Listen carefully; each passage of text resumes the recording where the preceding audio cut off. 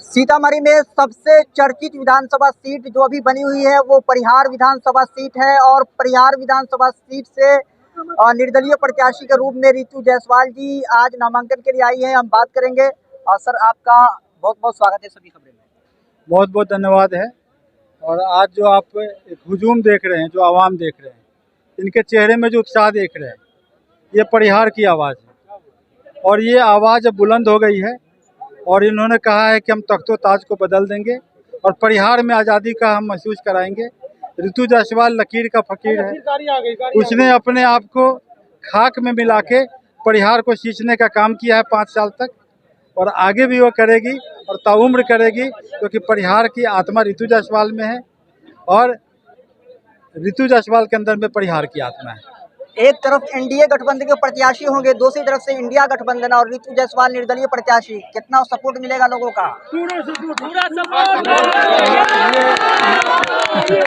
ये आवाम तख्त बदल देंगे, ताज बदल देंगे, तख्त बदल देंगे, ताज बदल देंगे। इस बार देखना कि इतिहास बदल देंगे। आएगी रितु जायसवाल, देखना हर इस बार पूरा विधानसभा बदल देंगे।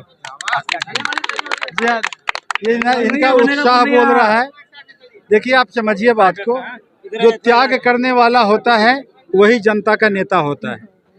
जो सुभाष चंद्र बोस आईएएस की नौकरी छोड़ के आए, तब वो आज़ाद हिंद फौज की स्थापना की है। रितु जायसवाल ने बेलसंड का विधायकी छोड़ा। रितु जायसवाल एमपी बनने का रास्ता अपना छोड़ा, अब बोला कि मैं परिहार को बदलूंगी, फिर मैं बिहार को बदलूंगी। और ये रितु जायसवाल का आगाज है और जनता इसकी गवाह है। लोग बोल रहे हैं कि रितु जायसवाल को शिवहर मिला, परिहार मिला, दो मर्तबा पार्टी ने मौका दिया, ये गद्दारी की है पार्टी से जो निर्दलीय चुनाव लड़ रही है। देखिए, पार्टी अपने मतलब से, अपने मशरफ से किसी को लड़ाती है। रितु जायसवाल को शिवहर मिला, जो चुनाव 3.5 लाख से हारा हुआ था। पार्टी ने भरोसा किया कि आनंद मोहन का अगर कोई सामना कर सकता है तो शेरनी रितु जायसवाल है, और उसने 29,000 पर जाके गेम को पलट दिया। जो चुनाव पहले रामचंद्र पूर्वे जी 4-4 हज़ार से हारे थे, जब जदयू और राजद का गठबंधन था, रितु जायसवाल ने 1500 में बदल दिया। आप में अगर वो तब्दील दिखता है, आप में अगर वो ताकत दिखती है, तब आप पर कोई दाव लगाता है। रितु जायसवाल पर आज भी वो दाव लगाने को तैयार है। रितु जायसवाल अपनी वफादारी कर रही है परिहार के साथ। वो परिहार को, गद्दारों को माफ़ नहीं करना चाहती है। बात नहीं है कि वो अपने आप को मिटा रही है, खाक में मिटा रही है, उसके सामने है, पार्टी के साथ नहीं। लालू जी हमारे दिल में हैं, राजद के हम हैं। हमारे अब्बा हजूर से, हमारे पिताजी से अगर कुछ खता हुई है, और मैंने सोचा है कि हम दिखाएंगे उनको कि हम कर सकते हैं, 1 साल बाद वही हमें गले लगाएंगे, बोलेंगे कि वाह बेटा, तुमने उस दिन माना मेरी बात, तुमने परिहार बदला, अब तुम बिहार बदलो। लोग सपोर्ट करेंगे परिहार की। आपको लोग सपोर्ट करेंगे की बात नहीं है, तो लोगों की जो भीड़ है वो बता रहा है। आप जरा जाके गांव में जाकर रिपोर्टिंग कर ले, आप एक मोहल्ले में जाकर रिपोर्टिंग कर ले, आपको पता लग जाएगा कि जनता वहां की जाग चुकी है। और जब जनता जाग चुकी है, सिंहासन खाली करो, जनता आती है। 2500 पेंशन मिलेगा या 10,000 आया है, वो तो पूरे बिहार में आया है।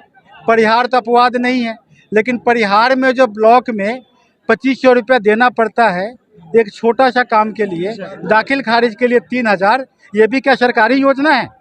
इसको कौन दूर कराएगा? 1 घंटा रिजल्ट आया, परिहार में भ्रष्टाचार खत्म, डर से हो जाएगा। जाने की जरूरत नहीं पड़ेगी रितु जायसवाल को, डर से खत्म होगा। स्कूल की पढ़ाई 1 घंटा, अगला बार 10 बजे स्कूल ढंग से चलेगा।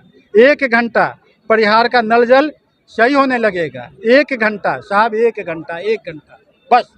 मोहनलाल द्विवेदी की कविता है, चल परे जिधर 2 डगमग में, चल परे कोटि पग उसी ओर। रितु जायसवाल जिधर 2 कदम चलाएगी, पूरी जनता वहाँ पर, लाखों करोड़ों जनता एक साथ चल पड़ेगी। क्योंकि गांधी जो है इतिहास बनाते हैं और इतिहास बनाती जनता है, और उन्होंने जब दिल में पर रितु जायसवाल को ले लिया है, तो हमें पक्का यकीन है कि परिहार बदलेगा और आपके भी बिहार भी बदलेगा। क्योंकि आगाज परिहार से शुरू हो गया है।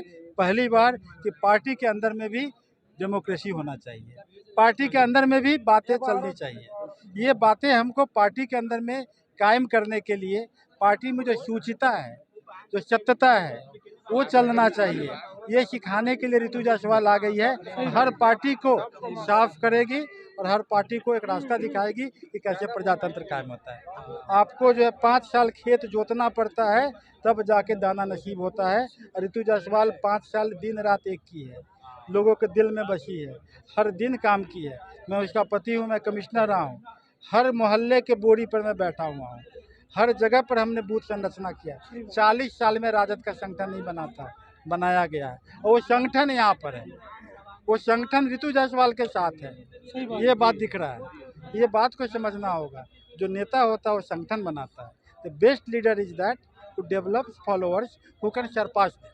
अच्छा नेता वो है जो ऐसे अपने लोगों को पैदा करता है जो उनसे आगे जाने की यकीन रखता है। ऋतु जायसवाल आज नहीं रहेगी परिहार में, वो बैठ जाएगी कहीं पर। ये जनता चुनाव लड़के ऋतु जायसवाल को और अपने गले में माला पहना देगी। सही बात है। सर, थोड़ा परिचय दे दीजिए। मैं ऋतु जायसवाल का पति हूँ। मैं 1995 बैच IAS का एग्ज़ाम क्वालिफाई किया हूँ। मैं 20 वर्ष तक भारत सरकार में विभिन्न पदों पर रहते हुए डायरेक्टर था, निदेशक था। मैं रक्षा मंत्रालय में कारगिल वार में मैंने काम किया है। मैंने जो है सेंट्रल विजिलेंस कमीशन में मैं कमिश्नर था और मैंने VRS लिया है, क्योंकि मेरा ये मानना है कि अगर सुभाष चंद्र बोस IAS का नौकरी न छोड़े होते तो आज़ाद हिंद फौज नहीं बनती।